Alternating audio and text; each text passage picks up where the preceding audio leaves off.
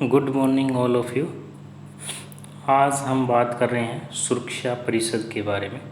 और सुरक्षा परिषद में भी सुरक्षा परिषद के पावर्स क्या है, शक्ति क्या है, पावर्स एंड फंक्शन ऑफ सुरक्षा परिषद सिक्योरिटी काउंसिल। सिक्योरिटी काउंसिल की शक्तियां व कार्यों का जिक्र आज की इस वीडियो में हम कर रहे हैं। Power and function of security council, शक्तियाँ और कार्य। सुरक्षा परिषद के शक्तियाँ और कार्य इस प्रकार से हैं। संयुक्त राष्ट्र के सभी सदस्यों के एजेंट के रूप में कार्य करती है सिक्योरिटी काउंसिल, सुरक्षा परिषद। तो इस बात का हमें पता होना चाहिए कि सुरक्षा परिषद जो है वो संयुक्त राष्ट्र के सभी सदस्यों के एजेंट के रूप में कार्य करती है सिक्योरिटी काउंसिल, सुरक्षा परिषद। संयुक्त राष्ट्र के 6 अंग हैं, लेकिन 6 के 6 अंग में जो इम्पोर्टेंट, महत्वपूर्ण, पावरफुल अंग है वह है सिक्योरिटी काउंसिल, सुरक्षा परिषद है। इसलिए संयुक्त राष्ट्र के सभी सदस्यों के एजेंट के रूप में कार्य करती है सिक्योरिटी काउंसिल। इसके अलावा कोई भी राष्ट्र सुरक्षा परिषद के आदेशों की अवहेलना नहीं कर सकता है, चाहे वह सदस्य है या नहीं है। तो इसलिए यह बात भी हमें ध्यान रखनी चाहिए कि कोई भी राष्ट्र जो है वो सुरक्षा परिषद के आदेशों की अवहेलना नहीं कर सकता, चाहे वह संयुक्त राष्ट्र संघ का सदस्य है या नहीं है। तो हर राष्ट्र को सुरक्षा परिषद के आदेशों को मानना होता है, सुरक्षा परिषद के आदेशों को मानने को वो बाध्य हैं। इसके अलावा यह संयुक्त राष्ट्र की सबसे शक्तिशाली परिषद है। तो संयुक्त राष्ट्र संघ के मुख्य 6 अंग हैं और 6 अंग में से सबसे जो शक्तिशाली जो अंग है, सबसे जो पावरफुल अंग है वह क्या है, सुरक्षा परिषद है, सिक्योरिटी काउंसिल है। तो यह संयुक्त राष्ट्र की सबसे शक्तिशाली परिषद है, सिक्योरिटी काउंसिल, सुरक्षा परिषद। इसके अलावा आर्टिकल 24 के अनुसार शांति व सुरक्षा बनाए रखने की मुख्य जिम्मेदारी सुरक्षा परिषद की है। संयुक्त राष्ट्र संघ का संविधान है जिसे हम चार्टर कहते हैं, और चार्टर का जो आर्टिकल 24 है, 24 के अनुसार शांति व सुरक्षा बनाए रखने की मुख्य जिम्मेदारी सिक्योरिटी काउंसिल की है, सुरक्षा परिषद की है।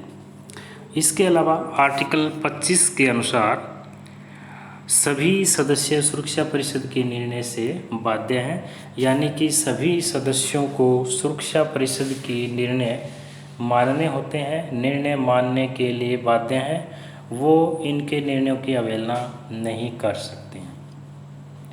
इसके अलावा इसकी शक्तियां जो है वो भाग 6, भाग 7, भाग 8 तथा भाग 12 में दी गई है।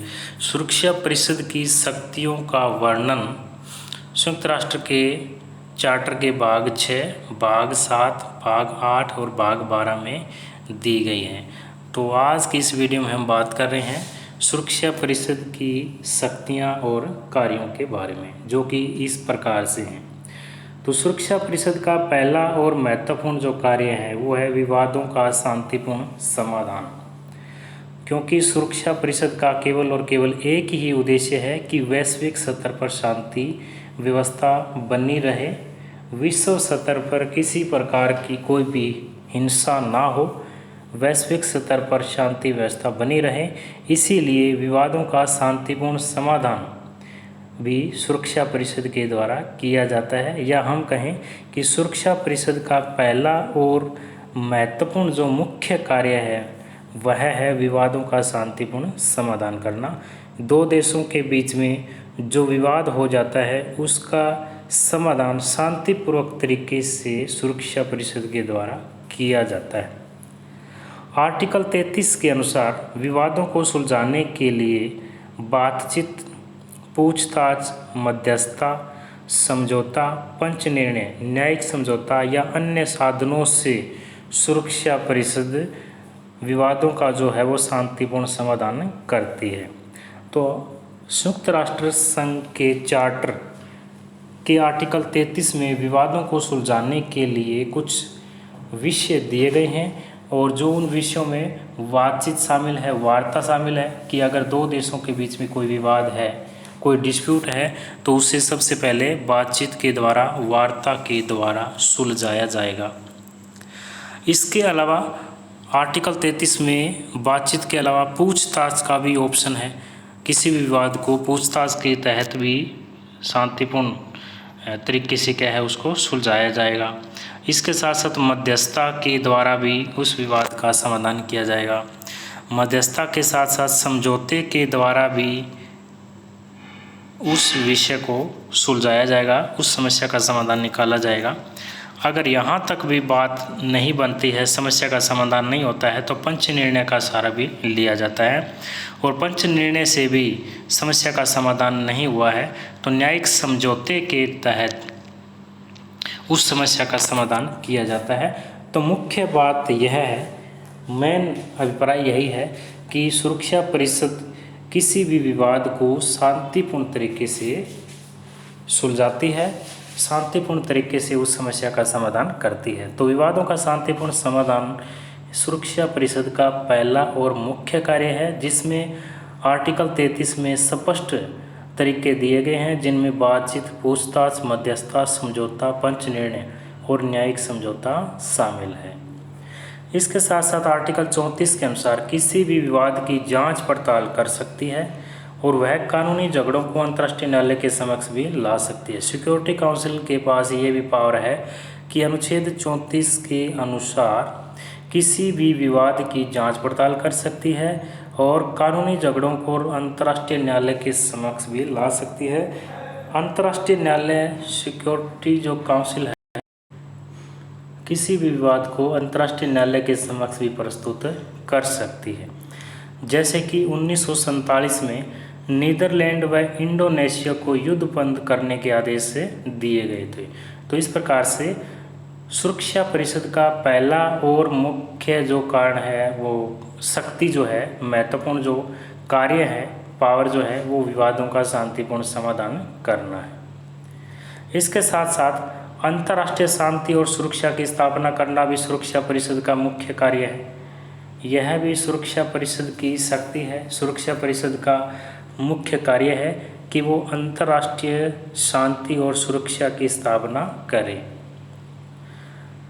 सदस्यों को अधिकार है कि वे महासभा अथवा सुरक्षा परिषद का ध्यान विश्व शांति के लिए खतरा बन सकने वाले जो भी कारण हैं उनकी ओर आकर्षित कर सकते हैं। तो सुरक्षा परिषद अंतर्राष्ट्रीय शांति और सुरक्षा बनाए रखने का मुख्य कार्य करती हैं और इसके अलावा जो भी सदस्य राष्ट्र हैं वो भी सुरक्षा परिषद का ध्यान ऐसे मुद्दों की तरफ आकर्षित कर सकती है जिससे शांति भंग हो रही है, सुरक्षा जो व्यवस्था जो है वो खतरे में है। ऐसे मुद्दों को की ओर आकर्षित सुरक्षा परिषद को अन्य राष्ट्र कर सकते हैं। इसके अलावा सुरक्षा परिषद स्वयं ऐसे मामलों की भी जांच कर सकती है। महासचिव तथा महासभा दोनों ऐसे मामलों की ओर सुरक्षा परिषद का ध्यान आकर्षित कर सकते हैं। आर्टिकल 24 के अनुसार संयुक्त राष्ट्र के सदस्य सुरक्षा परिषद का निर्णय मानने के लिए बाध्य होंगे। तो इस प्रकार से सुरक्षा परिषद का दूसरा महत्वपूर्ण कार्य है अंतर्राष्ट्रीय शांति और सुरक्षा की स्थापना करना। तो अंतर्राष्ट्रीय स्तर पर शांति और सुरक्षा की स्थापना भी सुरक्षा परिषद का मुख्य और महत्वपूर्ण कार्य है। इसी के साथ साथ विश्व शांति को संकट में डालने और भंग करने वाले मामलों के संबंध में भी शक्ति जो है सुरक्षा परिषद के पास है। जैसे कि सशक्त शक्ति का प्रयोग नए करने वाले साधन भाग 8 में है। किसी भी सशक्त शक्ति का प्रयोग सुरक्षा परिषद के द्वारा किया जा सकता है। भाग 8 में इसका स्पष्ट उल्लेख किया गया है। सबसे पहले अस्थायी कार्यवाही के आदेश जैसे युद्ध विराम, युद्ध क्षेत्र से सेना हटाना, विवादास्पद क्षेत्र में अंतर्राष्ट्रीय सेनाओं की बहाली, 1948 में भारत पाकिस्तान युद्ध विराम, 1956 में स्वेज नहर संकट के समय मिस्र को सेना हटाने के आदेश आदि शामिल है। तो इस प्रकार से विश्व शांति को संकट में डालने और भंग करने वाले मामलों के संबंध में भी सुरक्षा परिषद को शक्ति है, यह भी सुरक्षा परिषद का मुख्य कार्य है। इसके अलावा आर्थिक प्रतिबंध, यातायात और संचार साधनों पर रोक, राजनीतिक संबंध विच्छेद आदि कदम भी सुरक्षा परिषद उठा सकती है। सशस्त्र शक्ति का प्रयोग करने वाले साधनों का जिक्र भाग 8 में किया गया है। सैनिक कार्रवाई, जिसमें नाकाबंदी, सामूहिक सुरक्षा के तहत कार्रवाई, बल प्रयोग सैनिक स्टाफ समिति की सलाह से सुरक्षा परिषद के द्वारा किए जाते हैं। तो इस प्रकार से विश्व शांति को संकट में डालने और भंग करने वाले मामलों के संबंध में भी सुरक्षा परिषद के पास शक्ति है। इसके साथ साथ चुनाव संबंधी कार्य भी सुरक्षा परिषद के द्वारा किए जाते हैं। चुनाव संबंधी भी सुरक्षा परिषद के कार्य हैं। चुनाव संबंधी भी सुरक्षा परिषद की शक्तियाँ हैं। सुरक्षा परिषद की सिफारिश पर ही महासभा द्वारा संघ के नए सदस्यों का चुनाव किया जाता है। सुरक्षा परिषद की सिफारिश पर ही महासभा द्वारा संघ के नए सदस्यों का चुनाव किया जाता है। तो इस प्रकार से यह भी सुरक्षा परिषद की क्या है, शक्ति है, पावर है कि सुरक्षा परिषद की सिफारिश के बगैर कोई भी देश नया सदस्य संयुक्त राष्ट्र संघ का यूएनओ का नहीं बन सकता। इसके अलावा सुरक्षा परिषद की सिफारिश पर ही महासभा द्वारा महासचिव की नियुक्ति होती है। यह भी सुरक्षा परिषद का महत्वपूर्ण कार्य है। सुरक्षा परिषद की शक्ति है कि सुरक्षा परिषद की सिफारिश पर ही महासभा के द्वारा महासचिव की नियुक्ति की जाती है। इसके अलावा महासभा द्वारा अंतर्राष्ट्रीय न्यायालय के न्यायाधीशों का चुनाव सुरक्षा परिषद के द्वारा ही किया जाता है। तो इस प्रकार से चुनाव संबंधी शक्तियाँ भी सुरक्षा परिषद के पास है। चुनाव संबंधी शक्तियाँ भी सुरक्षा परिषद को दी गई है। चुनाव संबंधी शक्तियों के साथ साथ निरीक्षणात्मक कार्य भी सुरक्षा परिषद के है। सुरक्षा परिषद निरीक्षणात्मक कार्य भी करती है। सामरिक महत्व के स्ट्रेटेजिक प्रदेशों की देखभाल की जिम्मेवारी सुरक्षा परिषद के पास है। सामरिक दृष्टि से महत्वपूर्ण क्षेत्रों की राजनीतिक, आर्थिक, सामाजिक व शैक्षणिक उन्नति के लिए भी सुरक्षा परिषद ही जिम्मेवार है। तो इस प्रकार से यह भी सुरक्षा परिषद का मुख्य कार्य है कि वो निरीक्षणात्मक कार्य करती है। निरीक्षणात्मक कार्य सुरक्षा परिषद के द्वारा ही किए जाते हैं। इसके साथ साथ सदस्यता संबंधी कार्य भी सुरक्षा परिषद के द्वारा किए जाते हैं। सदस्यता संबंधी कार्य में हम कह सकते हैं कि नए राज्य का प्रवेश, कोई भी नया देश शामिल होना चाहता है यूएनओ में, तो सुरक्षा परिषद का ही कार्य है। सुरक्षा परिषद की सिफारिश पर ही महासभा के द्वारा नए राज्य का जो है वो प्रवेश है वो किया जाता है। तो नए राज्य का प्रवेश करना है, सदस्यों का निलंबन करना है या सदस्यों का निष्कासन करना है, यह कार्य भी सुरक्षा परिषद के द्वारा ही किया जाता है।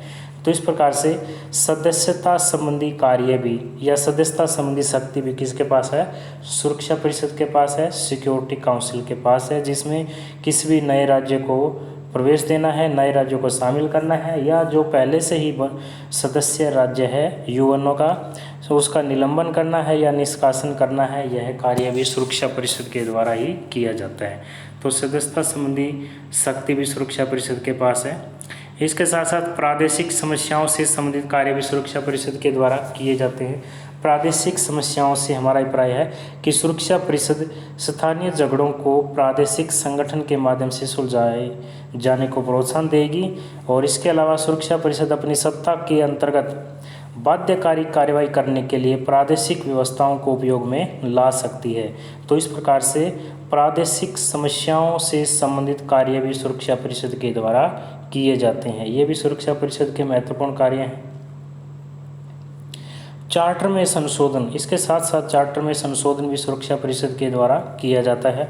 आर्टिकल 108 और 109 में महासभा बहुमत से तथा सुरक्षा परिषद 5 स्थायी सदस्यों सहित 9 सदस्यों की सहमति से ही दोनों संस्थाओं द्वारा संशोधन प्रस्ताव पास होना चाहिए। तो इस प्रकार से चार्टर में संशोधन करना हो। चार्टर से हमारा अभिप्राय है कि जिस प्रकार से हर देश का अपना एक संविधान है, उसी प्रकार से यूएनओ का भी अपना एक संविधान है, और यूएनओ के संविधान को हम बोलते हैं चार्टर बोलते हैं, और राष्ट्र संघ के संविधान को बोलते हैं परसंविदा। राष्ट्र संघ के संविधान को परसंविदा का नाम दिया जाता है, और यूएनओ के संविधान को चार्टर कहते हैं। तो चार्टर में संशोधन करना है, अमेंडमेंट करना है, बदलाव करना है, परिवर्तन करना है, यह कार्य भी सुरक्षा परिषद के द्वारा किया जाता है। तो चार्टर में संशोधन का कार्य भी सुरक्षा परिषद का है। ये भी सुरक्षा परिषद की एक शक्ति है कि सुरक्षा परिषद के द्वारा ही चार्टर में संशोधन किया जाता है। तो इस प्रकार से आज की इस वीडियो में हमने बात की है सुरक्षा परिषद के कार्य और शक्तियों के बारे में। जिसमें मुख्य हमने कार्य सुरक्षा परिषद की बात की है कि सुरक्षा परिषद विवादों का शांतिपूर्ण समाधान करता है। इसके साथ साथ अंतर्राष्ट्रीय शांति और सुरक्षा की स्थापना भी सुरक्षा परिषद के द्वारा की जाती है। विश्व शांति को संकट में डालने और भंग करने वाले मामलों के संबंध में भी सुरक्षा परिषद के पास शक्ति है। चुनाव संबंधी कार्य भी सुरक्षा परिषद के द्वारा किए जाते हैं। इसके अलावा निरीक्षणात्मक कार्य भी सुरक्षा परिषद के द्वारा किए जाते हैं। सदस्यता संबंधी कार्य भी सुरक्षा परिषद के पास हैं। प्रादेशिक समस्याएं भी सुरक्षा परिषद के पास है और चार्टर में संशोधन करना भी सुरक्षा परिषद की शक्ति है, सुरक्षा परिषद के कार्य हैं।